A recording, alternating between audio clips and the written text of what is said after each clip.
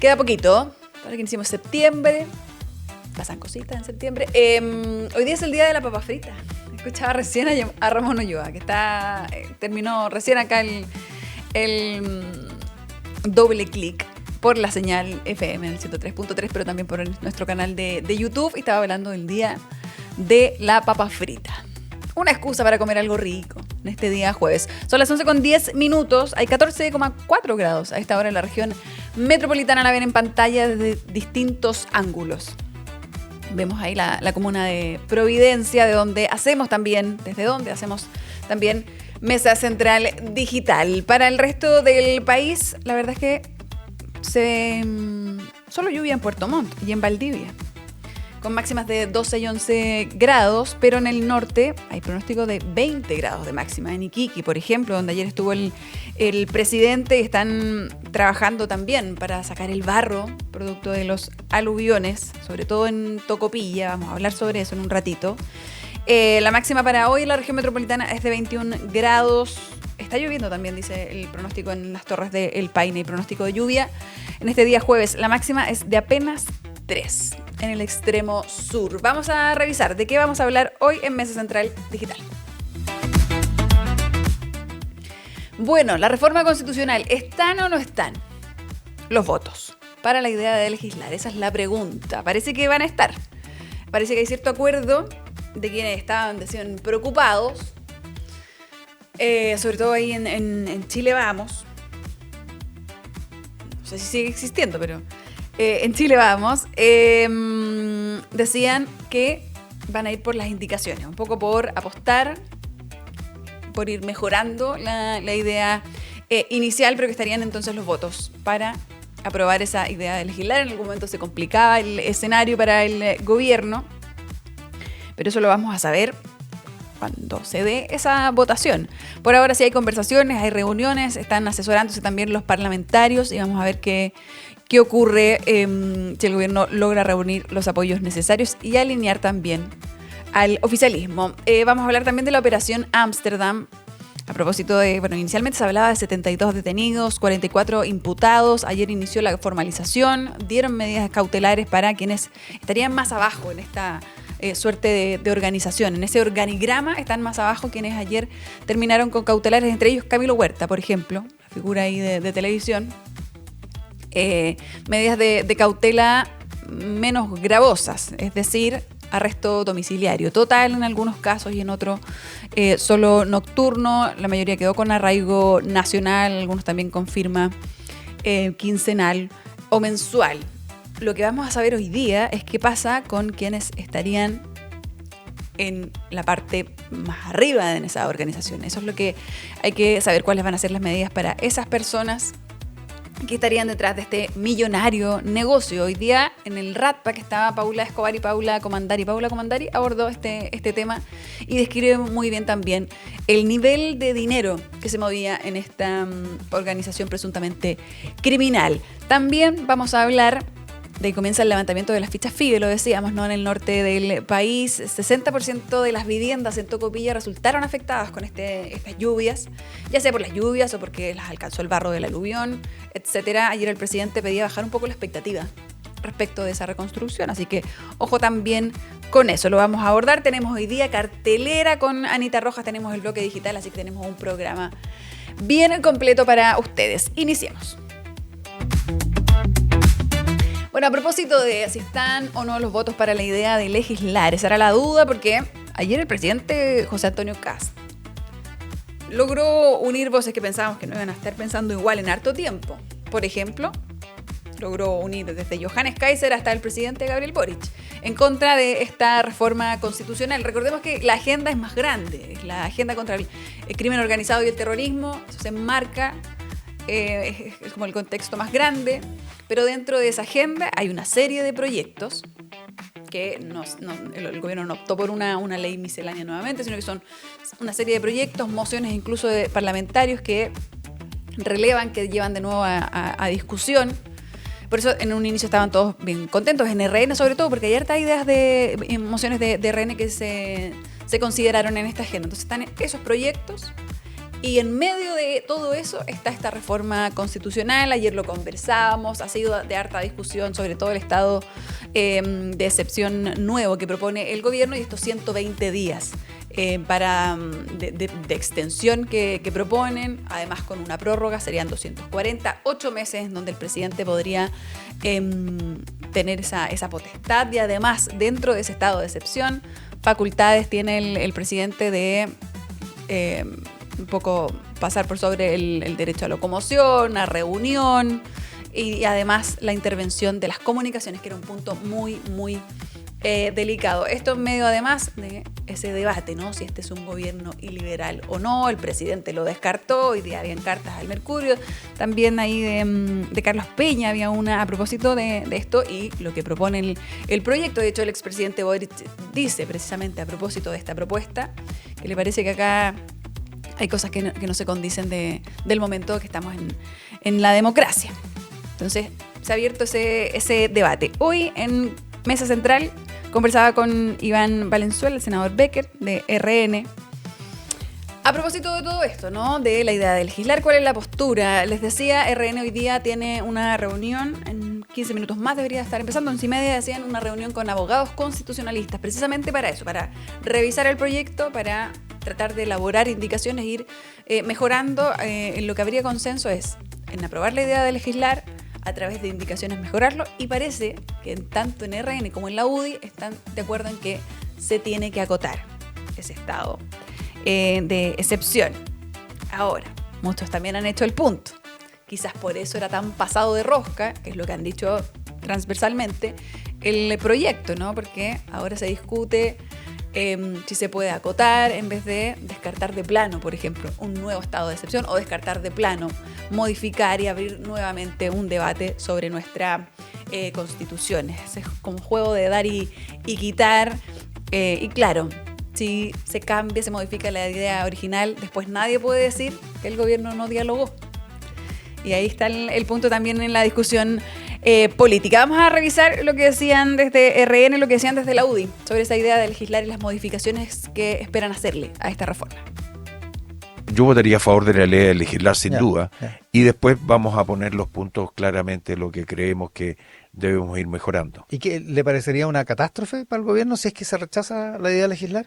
Yo no creo que sea una catástrofe. Yo creo que hay que considerar, me refiero por ejemplo a lo que ocurrió el año 22, que cuando el gobierno del presidente Boric planteó de que la reforma constitucional era la herramienta inicial para hacer el plan de gobierno del presidente Boric. La nueva constitución de la convención, digamos. De la convención, y el 4 de septiembre del 22 le dijimos que no, y entonces el gobierno quedó como desestabilizado. Yo creo que no es el caso, yo espero que sí podamos avanzar, y le va a ser muy difícil a la gente de la izquierda democrática de votar en contra de todo lo que se refiere a seguridad, porque hoy día es la demanda principal de nuestro país. Claro, lo que pasa, se entiende, porque hay mucho apoyo ciudadano, pero una cosa es la agenda de seguridad, los proyectos de ley y todo eso, y otra cosa es esta reforma, que realmente parece un poco pasada para la punta, digamos.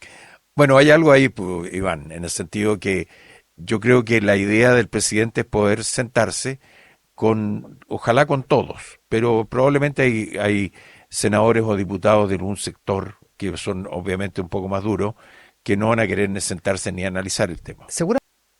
Esas legítimas dudas no son un capricho, sino que nacen de un compromiso que ha tenido la Unión Demócrata Independiente, la UDI, con la Constitución y con la institucionalidad de nuestro país.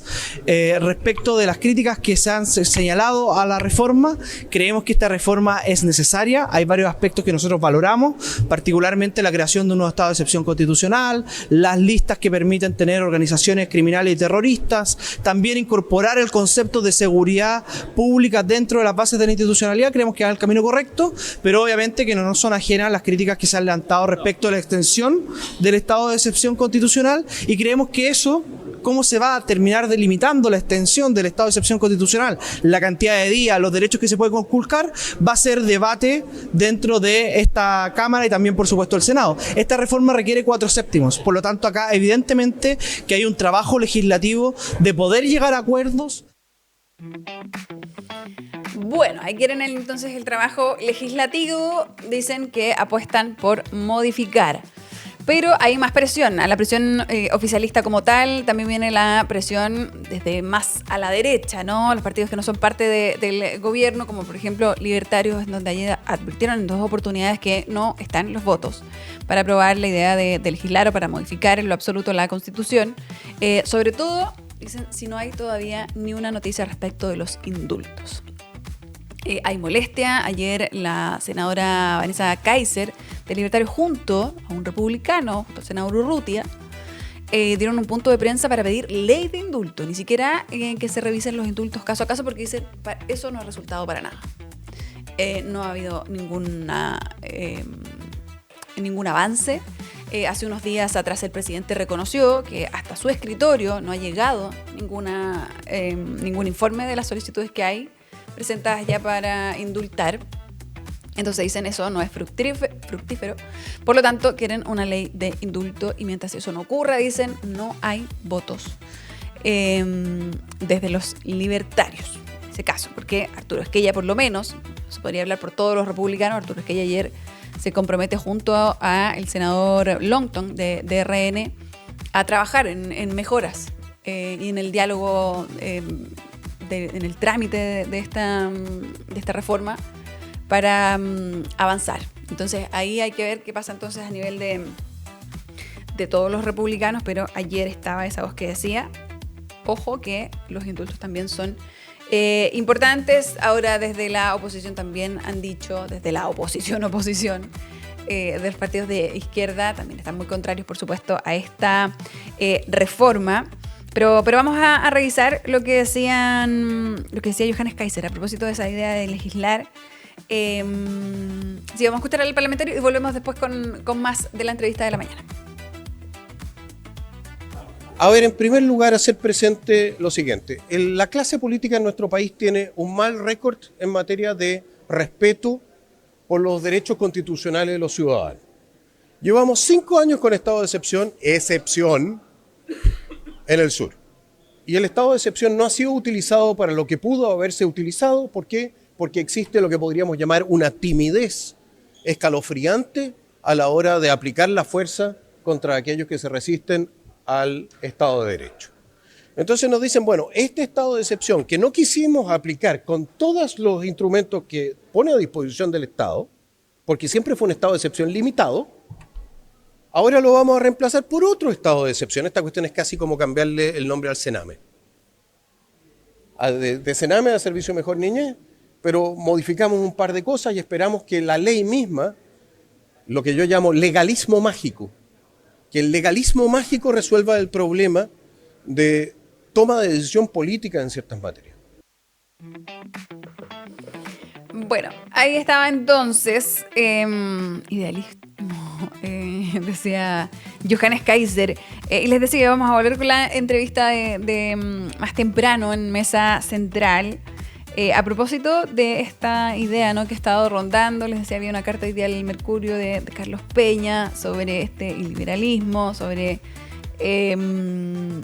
situaciones que dicen no se condicen con nadie que sea parte de un régimen completamente democrático. El presidente dijo esta semana, si no me equivoco, fue el día martes, cuando él dijo yo jamás he censurado a la prensa, etcétera, que me parecía que ese debate no correspondía. Bueno, ese mismo día se estaba presentando y se estaba dialogando en torno a esta reforma y lo que allí se proponía. Entonces, desde la izquierda han respondido rápidamente y han dicho sus ideas a nivel legislativo no ayudan a disipar ese concepto que anda dando vueltas del liberalismo. Vamos a revisar lo que decían desde RN a propósito de esa discusión. Si no es autoritaria, pega en el palo, senador. Bueno, yo espero que eso no se apruebe. Y francamente, yo creo que hoy día ya está, por ejemplo, el tema del secreto bancario, que cada vez que se conversa un tema, la izquierda un poco más dura lo saca a colación. Pero lo que yo digo es que ya está. La justicia permite el control de los teléfonos celulares o las comunicaciones.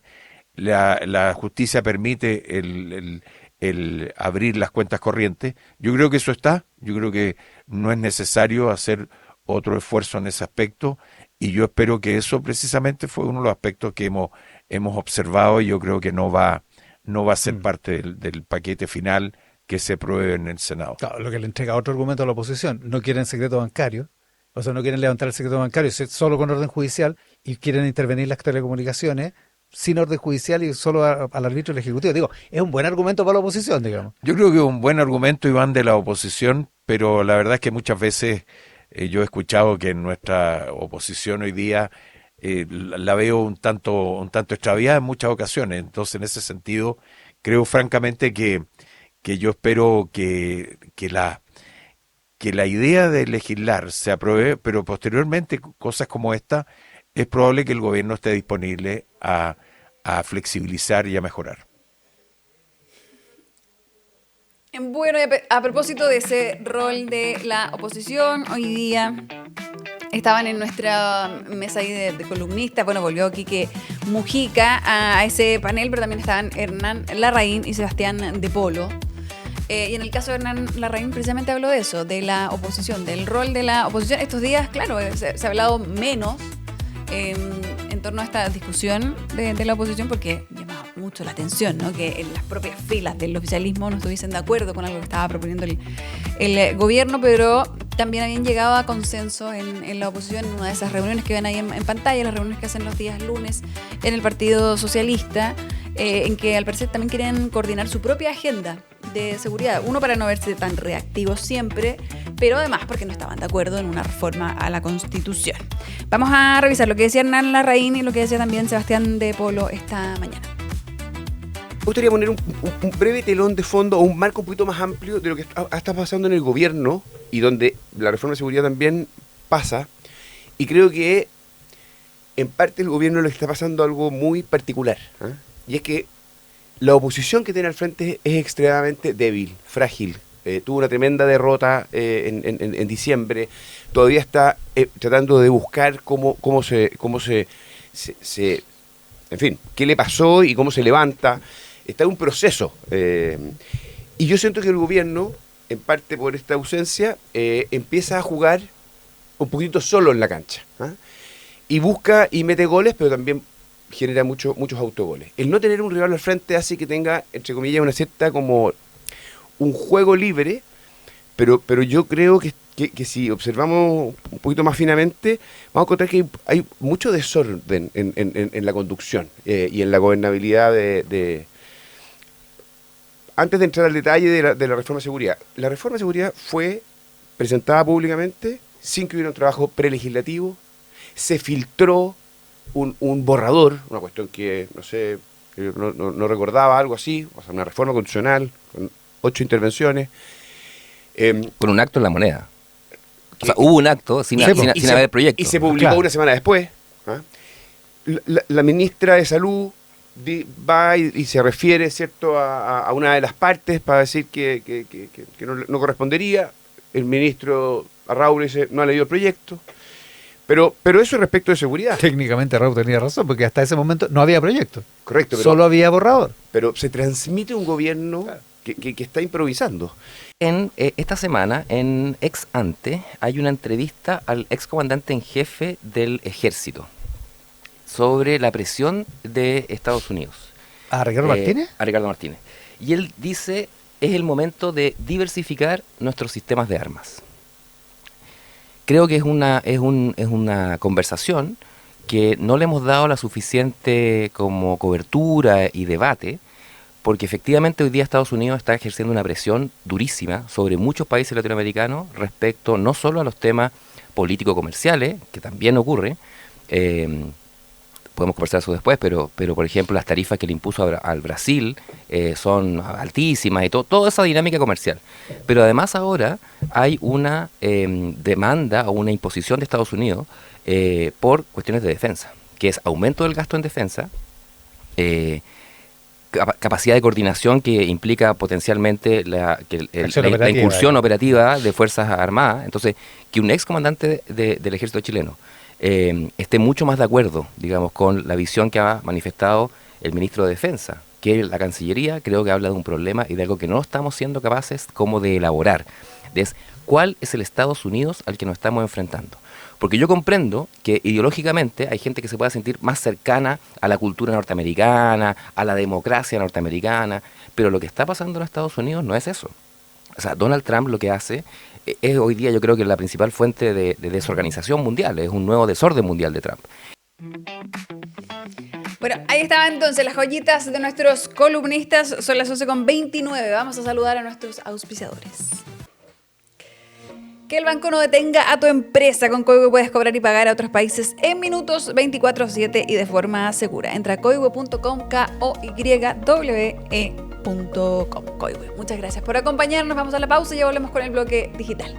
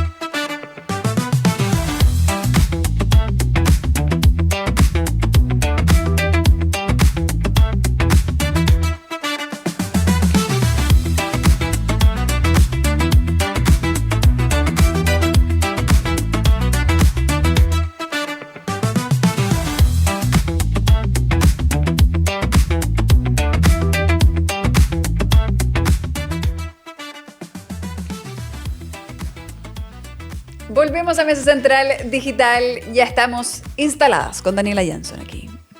¿Qué está marcando en las redes, Dani? ¿Cómo estás? ¿Cómo estás, Cota? Hay varios temas marcando en redes sociales, pero vamos a partir con política, porque Chile Vamos rechazó el informe de la Comisión Investigadora de la Cámara sobre los hechos ocurridos en el estallido social.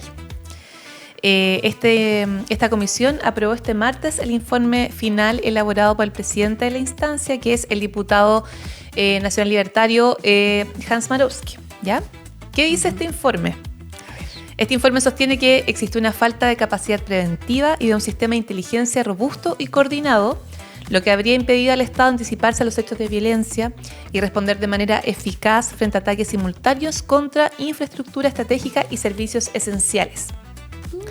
Sí, y la comisión también, cuestionó el nivel de colaboración recibido durante la investigación. Según informaron, de las 32 personas invitadas a declarar, solamente asistieron 17, mientras que de los 65 oficios enviados apenas obtuvieron 10 de respuesta. O sea, dicen que no hubo mucha colaboración de las personas que trabajan en el gobierno durante el estallido social.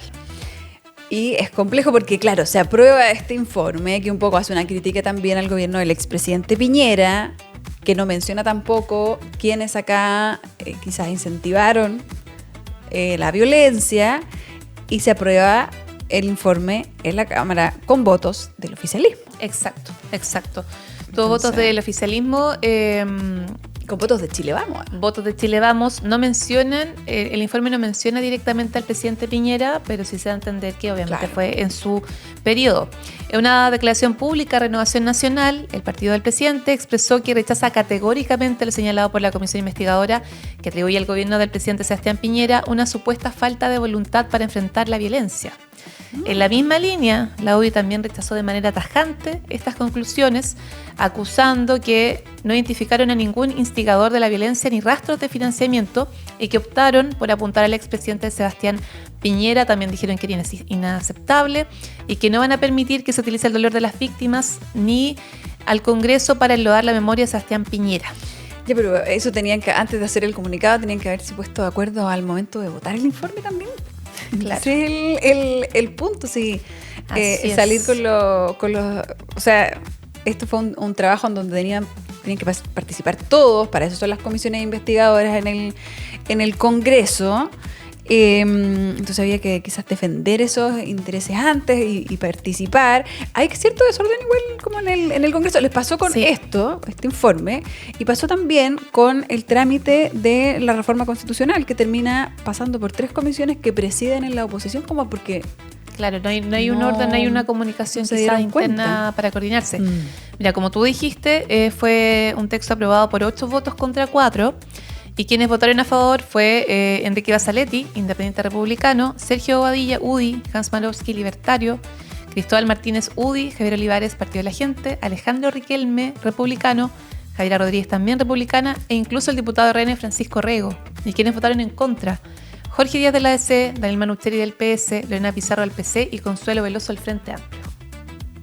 Entonces no se entiende mucho. Claro, Daniel Manucheri y Consuelo Veloso defendiendo claro, quizás no se dieron cuenta tampoco de todo lo que había en ese informe. Exacto. No lo sé, pero ayer causó harto ruido también, sí, a nivel político. Otro tema que también está marcando en redes es el alza de las bencinas, que hoy día subieron más de 35 pesos y el diésel se disparó casi 100 pesos. Con esta alza, según los datos de la plataforma Bencinas en Línea, el precio promedio de la bencina de 93 octanos alcanzaría un promedio cercano a los 1.450 pesos por litro, mientras que la de 97 subiría a unos 1.550, y el valor del promedio del diésel en Santiago saltaría a unos 1.180 pesos. Sí, está difícil la cosa para los que manejan, Dani, y lo que decían ahí los expertos es más preocupante aún desde Hacienda, porque dicen... la diferencia entre los precios como a nivel internacional y los que tenemos nosotros son como de 250. Sí. Y con esta alza vamos como en 90 pesos. Exacto. Y el ministro de Hacienda ya lo comentó hace unos días, que tenía que haber una alza porque estamos en medio de una guerra por las alzas internacionales del petróleo. Y también alude al conflicto entre Estados Unidos e Irán, que tiene bajo presión el valor de este crudo, que cotiza por sobre los $90 el barril. Claro, está muy lejos de los 70 que estaba antes, pero el tema es ese. Nos quedan todavía 160 pesos por subir. O sea, esa es la situación en este momento, de todo el alza. O sea, con el precio de la benzina, 1.400, ¿cuánto? 1.450. Sí, por litro. 1.450, sí. Todavía nos queda un margen de 160 pesos más Así para que- aumentar. Exacto. Y en otras noticias de, se podría decir, la farándula internacional o de la monarquía, luego de 6 años viviendo en California, el príncipe Harry y Meghan Markle van a volver a vivir al Reino Unido, según informaron los medios The Sun y The Telegraph. Se les acabó el dinero. Puede ser, mira, puede ser, pero lo que dicen estos medios británicos es que ellos decidieron van a volver al Reino Unido para que sus hijos se llaman Archie, de 7 años, y Lilibet, de 5, asistan a una escuela londinense, para que tengan una educación británica. Van a mantener su casa en California, que queda en Montecito, donde han vivido los últimos 6 años. Hay que recordar también que ellos se distanciaron del rey Carlos, también de toda su familia, en la pandemia, en 2020, cuando criticaron también mucho a la familia real británica, tomaron distancia, y también estos medios sugieren que no van a vivir con la realeza, sino que en una casa particular, un colegio. No, sí. es caso particular, porque lo que se decía es que quizás volvían y entendiendo quiénes son, y que han habido algunos acercamientos muy minúsculos en el último tiempo, que podían a lo mejor vivir en un castillo, ¿no? Claro. O sea, usar alguna dependencia Exacto. de la corona. Claro, no, pero estos medios dicen que no van a vivir con ellos, no van a hacer uso de esas facultades, esas regalías. ¿Y la escuela de los niños tampoco la paga la corona? No lo sabemos, yo creo que sí van a tener que contar con seguridad. Claro, sí o es que, sí. bueno, ese era uno de los grandes problemas. Yo me acuerdo cuando hicieron el documental y las entrevistas, el tema de irse a Estados Unidos, lo complejo era que decían que la corona les quitó la seguridad y que eso para el príncipe Harry era un gran riesgo. Sí. Que tenían temor de vivir en algún momento en los Estados Unidos sin seguridad y que habían famosos que le habían abierto las puertas de sus casas. Exacto, Casas gigantescas. para que tuvieran mayor seguridad, más tranquilidad. Sí. Claro. Así que Sí, vamos a pero ver. bueno, esta noticia se da después de un mes del reencuentro entre Harry y su padre, el rey Carlos III, en Inglaterra. Este acercamiento que hubo hace poco. Bueno, también el rey vio a sus nietos, que no los veía desde 2022. Así que este va a ser un reencuentro familiar, quizás pueden limar asperezas y los hijos de Harry van a poder crecer cerca de la familia real. Mira, vamos a ver qué ocurre con esto, pero siempre hace ruido, lo que sea con la familia real, sobre todo con ellos dos. Sí, sí. Que le dieron un poco la espalda al título en algún momento, pero parece que ahora vuelven un poco con la cola entre las piernas. Vamos a estar atentos a cómo sigue esta teleserie británica. Sí. Bueno, hay más capítulos, si quieren volver con The Crown, Ah, ¿verdad? podemos continuarla con esta... Podemos seguir con la pareja. Claro, hay material, sin duda. Muchas gracias, Dani. Gracias, Cota. Nos vemos. Y vamos a seguir nosotros con temas también relacionados al internet, a lo digital, aprovechando que nos está el bloque digital, porque Meta volvió a los tribunales. Estamos hablando ahí de la empresa de Mark Zuckerberg, que reúne Facebook y también Instagram para enfrentar su juicio más grande por adicción a redes en más de un estado de Estados Unidos. Meta ha enfrentado este tipo de juicios, pero ahora es bien grande, dicen, y también por este tema de la adicción a las redes en los menores de edad, que se viene hablando hace harto tiempo. Y que tiene consecuencias también bien profundas a nivel de la salud mental. Vamos a revisar lo que decía Paula Escobar. Ella abordó este tema en su Rat Pack este día jueves. En Oakland, como les decía, se está llevando a cabo este juicio donde estos estados alegan que Meta infringió la legislación federal sobre la privacidad de los menores y las leyes estatales de protección del consumidor, que recopiló indebidamente datos de menores, que diseñó sus plataformas de redes sociales para crear adicción en los niños y niñas y que engañó al público sobre su seguridad. Muy serio y de corbata, no sé si vieron la imagen, cómo apareció Mark Zuckerberg para comparecer al tribunal. Y fíjense que frente al juzgado federal de Oakland había un grupo de padres que exhibió una pancarta gigante con los nombres y las edades de los niños que murieron tras utilizar las redes sociales. Muy impresionante. Impactante. Los estados acusan al gigante tech de dañar a los niños con una tecnología más adictiva y dañina que el tabaco y de gatillar una crisis nacional de salud mental de menores. Pedro Anguita, abogado, experto, académico en tecnología digital y legislación al respecto, dice que es muy interesante este caso y los que han, digamos, los juicios que han aparecido en el último tiempo, porque estas acciones judiciales ya no se fundan en el contenido que los terceros suben a redes sociales, porque eso era por lo cual se demandaba antes a las plataformas y ellas se defendían con la sección 230 de la Ley de Decencia en las Comunicaciones, que exime de responsabilidad por el contenido publicado por los usuarios, ¿ya? Entonces, esa ley hizo que no tienen la misma legislación que nosotros, por ejemplo, debemos cumplir los medios de comunicación, Claro. en que somos responsables de lo que se emite, ¿no? Ellas no lo son, las redes sociales. Pero a partir del año 23 se cambió la estrategia legal y se comenzó a impugnar el diseño de las plataformas. Y eso es lo que está en el centro de este juicio, ya que están diseñadas para ser adictivas. Bueno, están diseñadas para ser adictivas. Se ha hablado también tanto de ese scroll infinito, ¿no? Que uno puede estar horas y no se da cuenta cómo pasa el tiempo. Y si eso genera problemas en los adultos, imagínense en los niños y en el desarrollo también de sus capacidades, de su desarrollo cerebral. Yo siempre digo, imagínense lo que es para un niño que se acostumbra a las pantallas, que tienen miles de colores y estímulos, después sentarlo en una sala de clases mirando una pizarra blanca.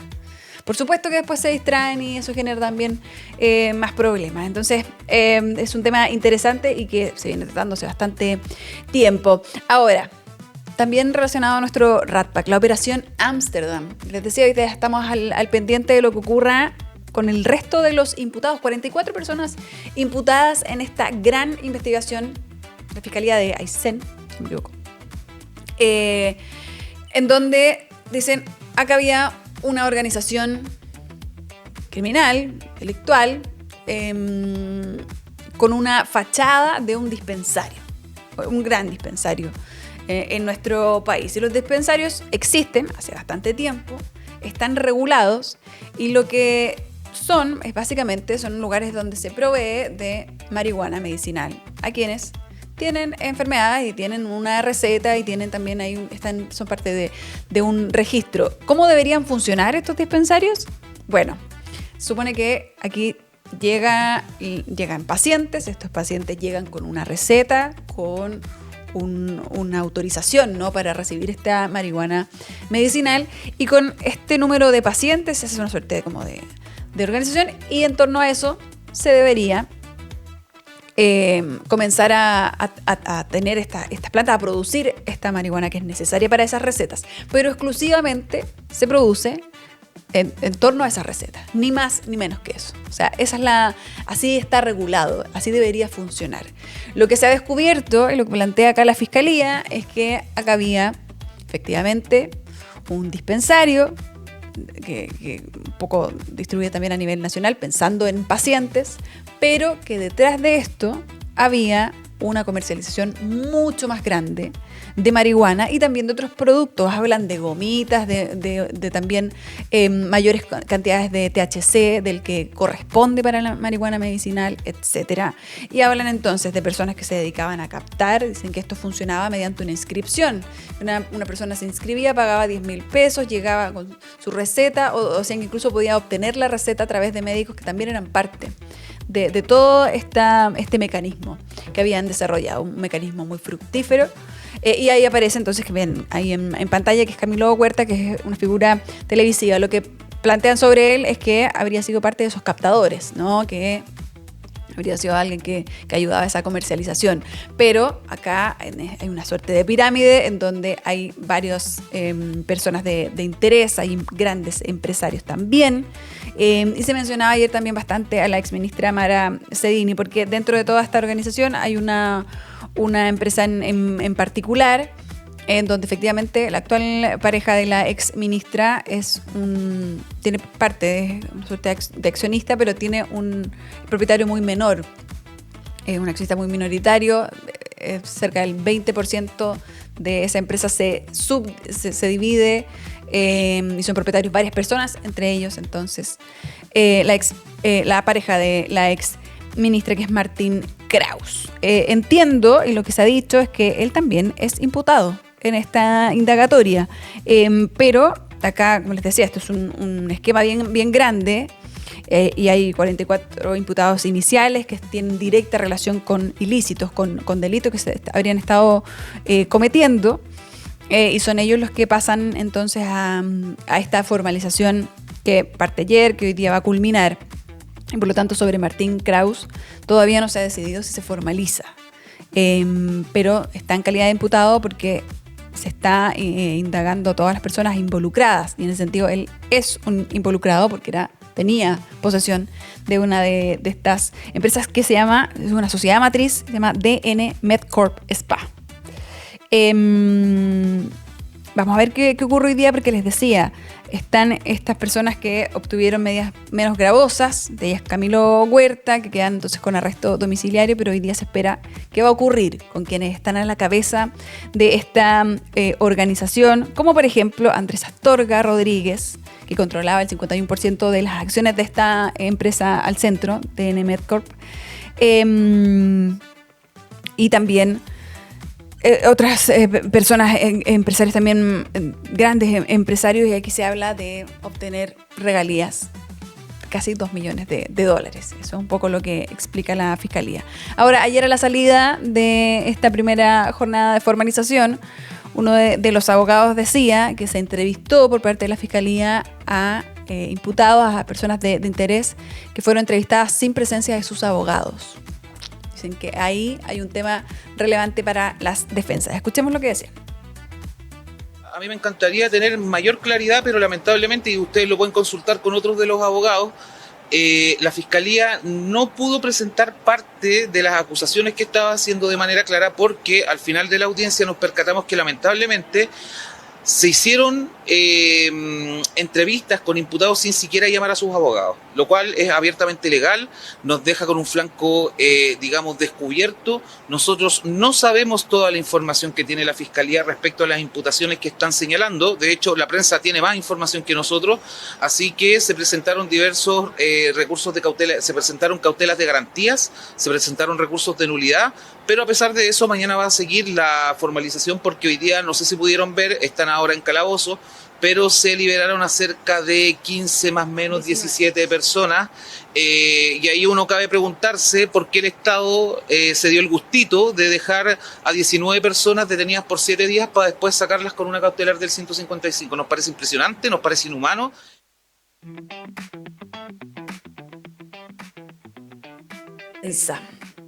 A ver qué ocurre durante esta jornada, pero les decía, Paula Comandari estuvo reporteando sobre este tema y sobre cómo funcionaba y la cantidad de dinero que se movía en esta organización Operación Ámsterdam. Le pusieron ahí desde la policía.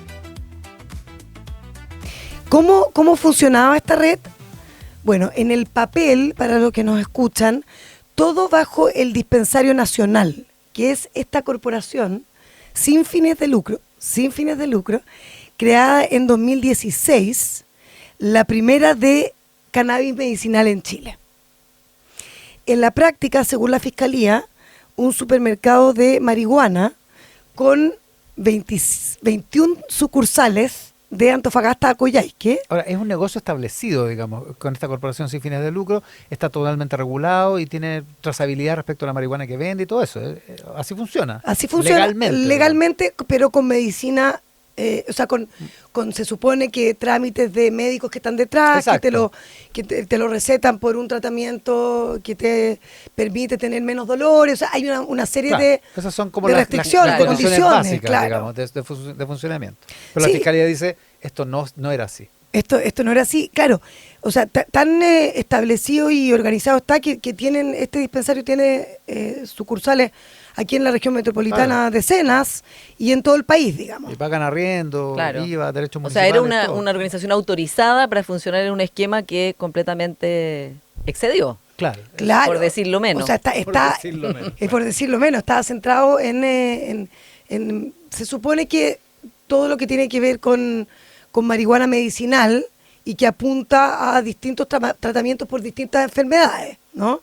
Que puede ser desde ansiedad hasta cáncer. Y eso lo hace más complejo porque está como en un terreno medio gris. ¿Esto se puede o no se puede? Esa es como la defensa que hacen algunos de los abogados implicados en esta causa. Pero vamos a seguir al pendiente de lo que ocurra entonces con esta causa y esta investigación. Pasemos a las lluvias, la reconstrucción. Antes de irnos a la pausa, ya viene el bloque, la cartelera con Anita Rojas. Pero antes de eso, por supuesto, el norte del país es una preocupación. Ayer estuvo el presidente visitando los lugares más afectados y llamó también a cuidar la expectativa que hay sobre esa reconstrucción. Se supone que hoy comenzaban ya la aplicación de la ficha FIBE, dejó de llover, eso siempre es una buena noticia, lo que permite también que las personas que aplican esta ficha puedan llegar a estos lugares de manera segura y comenzar a levantar la data necesaria, pero decían el 60% de las casas en Tocopilla fue afectada y se hablaba de más de 1.100 albergados. Esa era la cifra que se entregaba anoche desde Senapred. El presidente dijo tampoco los recursos son infinitos, así que ojo también con eso. Y la idea va a ser priorizar a los más afectados, quienes más lo necesiten. Vamos a revisar lo que decía anoche el presidente, que ahora está, en unos minutos debería hablar, está en el Ñuble. Pedirle siempre a la ciudadanía respeto, porque los funcionarios públicos tienen que realizar una labor que es difícil, que es ir identificando a las personas más vulnerables y que requieren la primera atención. Y también cuidar las expectativas, porque hay muchas personas que por ser encuestados dicen, bueno, ahora ya tengo que esperar unos días, me va a llegar una ayuda del Estado. Los recursos son escasos y tenemos que ir primero en ayuda de las personas más necesitadas y eso requiere un trabajo muy intenso. El alcalde nos señalaba que ya a partir de mañana, en conjunto con la colaboración de otros alcaldes, de otras reparticiones, va a haber una cantidad de personal acreditado para levantar la ficha básica de emergencia. Eso trae una ayuda económica, pero no es un fondo ilimitado. Y por lo tanto no queremos elevar las expectativas de la ciudadanía, sino que tenemos que ir focalizando los recursos. Y como le digo, la herramienta va a ser la más adecuada para hacernos cargo de situaciones puntuales de esta catástrofe. También ver cómo enfrentamos situaciones de larga data en temas de vivienda, en temas de salud y en temas de educación. Saludemos a nuestros auspiciadores antes de irnos a la pausa. Pedirle siempre a la ciudadanía respeto, porque los... Olvida el presidente. Ahora sí, saludemos a nuestros auspiciadores. Cuando eliges una inmobiliaria, eliges mucho más que un lugar para vivir. Eliges experiencia, respaldo y confianza. En IRC creemos que los grandes proyectos comienzan con relaciones sólidas y compromiso con nuestros clientes. IRC, innovación, respaldo y confianza. ¿Qué más se puede pedir? Vamos a la pausa y ya volvemos con más Mesa Central Digital.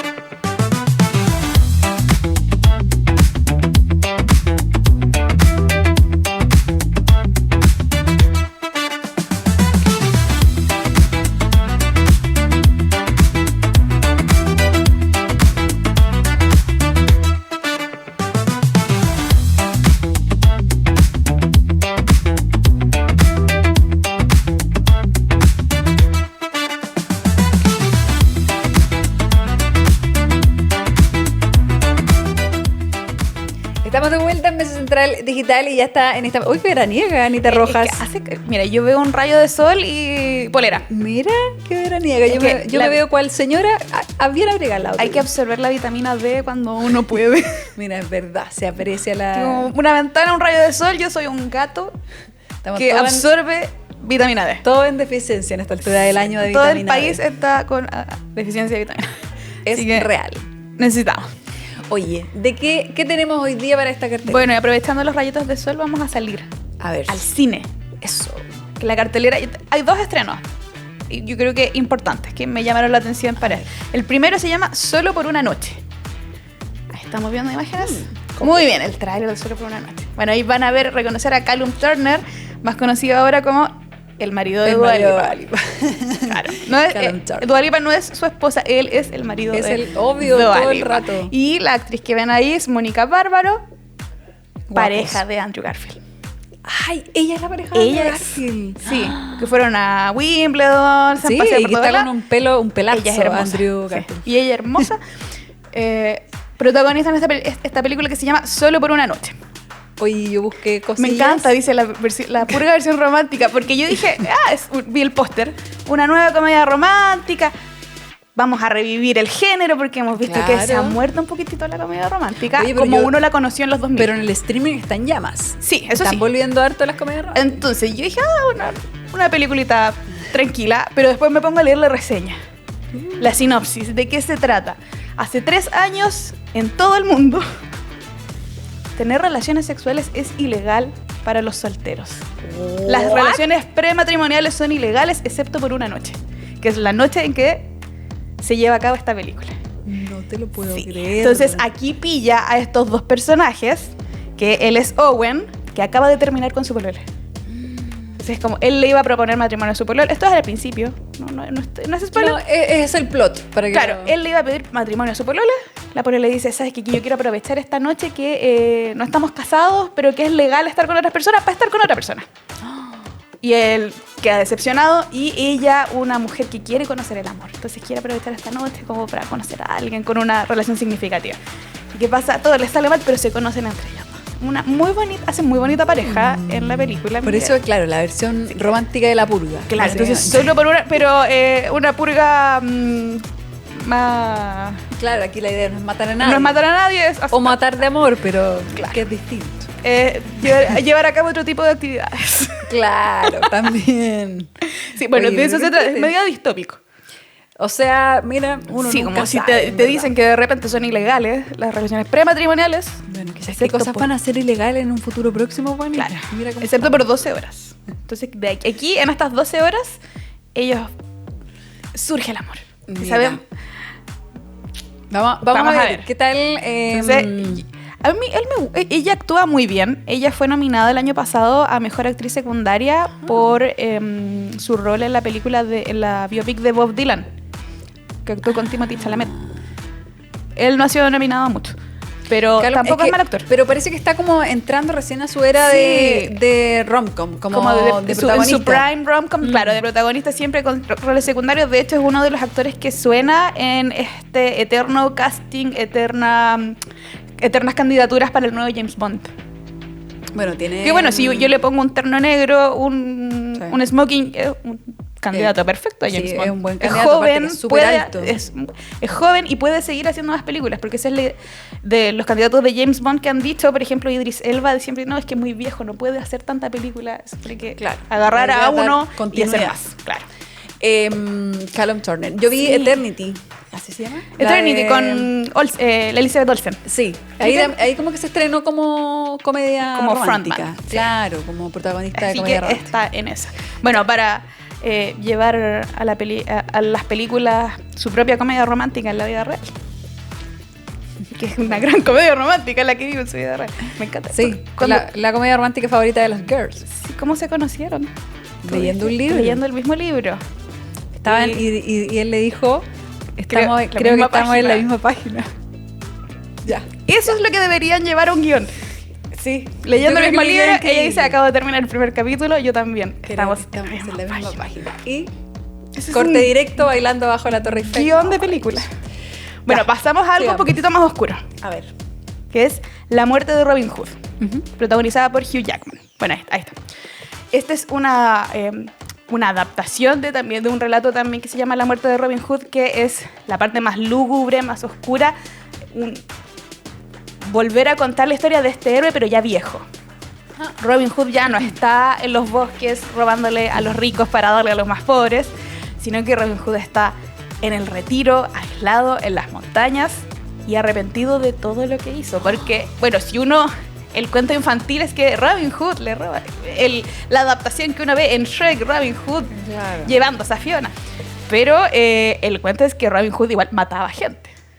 Claro, porque para poder hacer eso... Cometía delitos para hacer todo esto. Entonces él está en este retiro completamente arrepentido. Jodie Comer. Jodie Comer, sí. vuelve. Se sorprendió. Me sorprendiste. Sí. Entonces Robin Hood está arrepentido de todo esto que vivió. Y al mismo tiempo tiene que seguir finalmente matando, porque tiene que recibir a la gente que lo va a buscar para vengarse de las muertes que él ya cometió. Chuta. Sí, es un poquito más oscura esta reinterpretación. Y como spoiler, la comentaron Cristian Ramírez y Ascanio Cavallo en el podcast de cine de Página 13, que se estrena mañana. Y para sorpresa de todos, Ascanio Cavallo la encontró buena. Mira tú, está en los cines ya, ¿no? Está en los cines desde hoy. Para que si quieren verla, la pueden ver desde hoy y mañana en el podcast. O al revés, se informan primero ahí, escuchen el podcast y después van a ver. ¿Qué les dice Ascanio? Ascanio la recomienda. Y la última, que es una serie en HBO Max. Linternas. Lanterns. ¿De qué se trata? Que es parte del universo de series, es parte de las adaptaciones a la televisión que está haciendo DC Comics. Entonces esto tiene que ver con el universo de las Linternas Verdes. No me maten los amigos fans de ¿Linterna Verde? Del universo DC. Linterna Verde no es uno solo. Bueno, es que hay harto defensor del universo DC versus el de Marvel. Y los de Marvel, sí, no me maten, por favor. Sí. Aquí estamos recomendando series y que ya ha tenido muy buenas críticas. El primer capítulo se va a estrenar un capítulo cada domingo en reemplazo de La Casa del Dragón, que ahora menos. Bueno, HBO igual como que mantiene eso. Esa continuidad, de no dejar el domingo solito. No, y de tratar también de tener una serie que tenga episodios semanales, como la tónica de la televisión también. Sí, eso es lo otro. Porque eso ahora también se agradece. Todas las plataformas dejan maratonear y a uno se le acaba la serie el mismo día. Me pasó con Moria. Se me acabó. Uy, partí Moria. Muy buena. Eso es lo que decías tú. HBO quiere mantener como esta esencia televisiva. De que, bueno, y lo estrenan a una hora, lo estrenan a las 9, no es como que, es domingo, lo puedo ver a cualquier hora, sino que tú te sientas a las 9 a ver el capítulo, como ver tele, como uno lo hacía. Como esperar el capítulo de estreno de la semana. Son 8 capítulos, así que los fanáticos del universo DC tienen hasta el 4 de octubre, cada domingo, un capítulo nuevo para ver, y esta serie está protagonizada por Kyle Chandler y Aaron Pierre, que son los Linternas Verdes. Los linternitos. Es parte de este universo DC en la televisión. Bueno, y el universo Marvel, todo eso lo pueden ver en Disney Plus. Y esto en HBO Max. Entonces, 2 para salir, 1 para quedarse en la casa. 1 para quedarse en la casa. Sí. Aprovechando eso, en Netflix Moria está rompiendo. Muy impactante. Muy bueno lo que hace Griselda. Griselda Siciliani. Impresionante. Mira, yo vi, me devoré la serie, porque son capítulos cortos, entonces son rápidos. A Sofía Gala, todavía me impacta. Sofía Gala Castiglione, hija de Moria. A mí todavía me vuela la cabeza ver que Sofía Gala parió a Sofía Gala, porque se ve como ella personificada como Moira, embarazada de ella misma.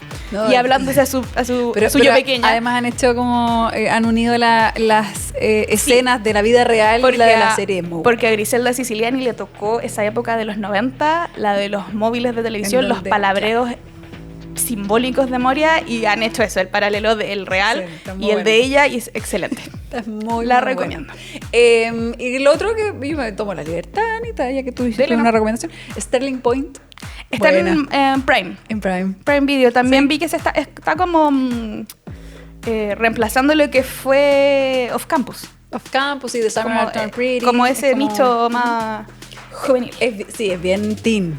Sí, pero ya que estamos acá y el rincón puede ser el Centennial. Como dice María Paz Ortiz en Mesa Central a primera hora de la mañana, el Rincón Millennial de Tele 13 Radio. Estamos acá Sí. para darle. Rico Millennial, podemos cobijar también a los Centennial Claro. y A los Sterling alfa, a los Point. zeta, todo.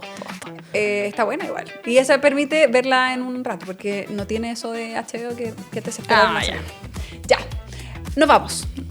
Se nos acabó el tiempo. 12:12, mira, justo podemos pedir un deseo. Yo hoy día deseo papitas fritas. Es el Día Mundial de las Papas Fritas. Vamos a- Vayan a su local favorito. Vayan a buscar papitas. Hay Pidan ofertas, papitas. ojo. Vayan a buscar Por ofertas. supuesto. Ahí están nuestras redes, en pantalla, en nuestras redes sociales, en el 103.3 en el FM, como siempre. Estamos ahí con las noticias y con buena música. Y aquí en nuestro canal de YouTube, donde nos están viendo, quedan también alojadas todas las conversaciones. Muchas gracias, Anita Gracias Rojas, a por esa cartelera. Nos vemos. Y nos vemos el próximo jueves con la Anita. Nos vemos con El ustedes. martes. Con Con martes, con música. Martes de música con la Anita. Y a ustedes los veo mañana desde las 11 aquí en Mesa Central Digital.